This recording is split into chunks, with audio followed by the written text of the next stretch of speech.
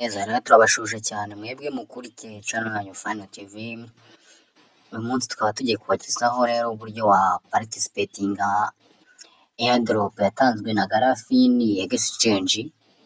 Iyi niyoje muri noza muri Satoshi nk'ibisanzwe nk'uko mubizi Satoshi nk'ibisanzwe yo rero airdrop yatanzwe na Garafini Exchange bayita OG airdrop. Iyo OG airdrop rero nta kindi ukora uyu munsi tukaba tugiye kukwereka uburyo wa participating cyangwa se wakinjira muri airdrop ugatangira kuyimanika ugatangira kuyimayininga. Wowe icyo usabwa rero ni ugukanda subscribe, like, share and comment mu gihe iyi video yagufashije ukayisharinga n'abandi bantu ubona yagira icyo ifasha. Twagiye rero urabona ko dufite mining nyinshi, nawe watubwira mwakandika muri comment mining mwifuza ko mwakinjiramo. Icyo tugiye gukora turafungura mining yacu, app yacu ya Satoshi, turaza tuyirebe mwahangira ngo murayibona ngiyi hano. Iyi ndi gukoraho uyikandeho tegereze ibanze ifunguke,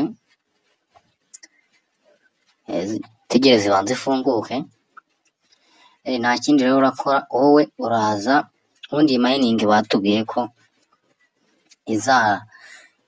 izarangira ku itariki 8 z'ukwa gatanu. Rero kumva ko ari ya vuba, nawe watangira kuryaho kuri aya amafaranga ni amafaranga meza azamara igihe gito.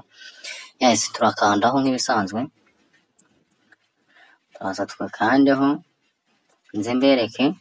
Uraza ukande hano handitse project,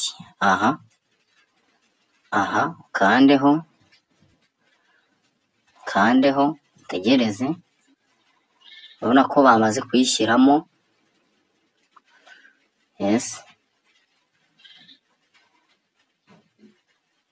Nurangiza kuyigira uraza icyo ukora uraza ukanda hano handitse ngo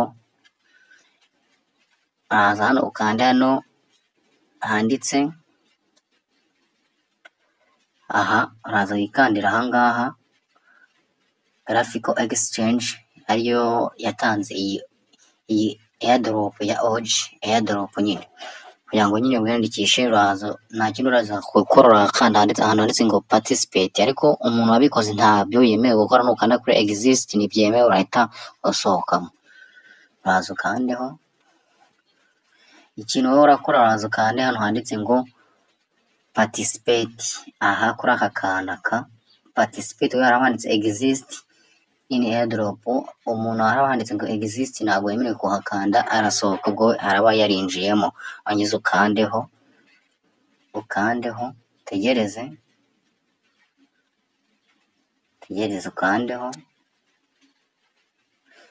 Urabona ko byamaze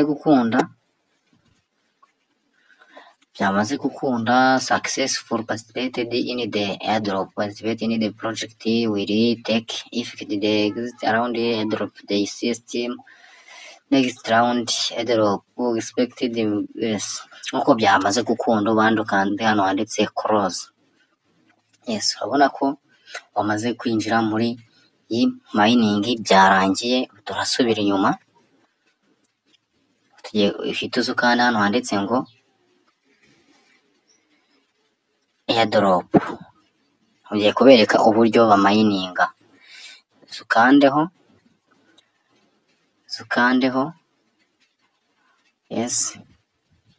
uraza ukandeho. Batubwiye ko birafata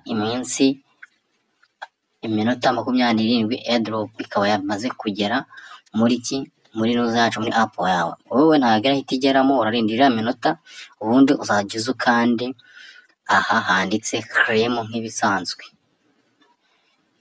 Handitse claim nk'ibisanzwe, ngira ngo murahabona nk'uko usanzwe nyine ukariminga. Uzaza ukanda hano handitse claim.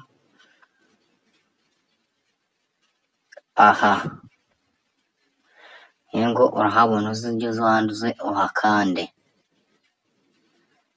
Turabashimiye. Icyo usabwa ni ugukanda subscribe, like, share na comment, iyi video ukayigeza ku bantu bayikeneye. Wowe ntugashake kwihererana amakuru nk'aya, kandi nawe utarinjira muri Satoshi ufunguremo account, watwandikira muri comment tukagufasha urakoze.